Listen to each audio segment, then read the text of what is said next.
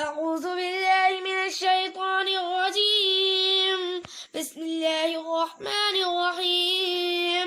ياسين والقرآن الحكيم إنك لمن المرسلين على صراط مستقيم تنزيل العزيز الرحيم لتنذر قوما ما أنذر آباؤهم فهم غافلون لقد حق القول على أكثرهم فهم لا يؤمنون إنا جعلنا في أعناقهم أغلالا فهي إلى الأذقان فهم مقمحون وجعلنا من بين أيديهم سدا ومن خلفهم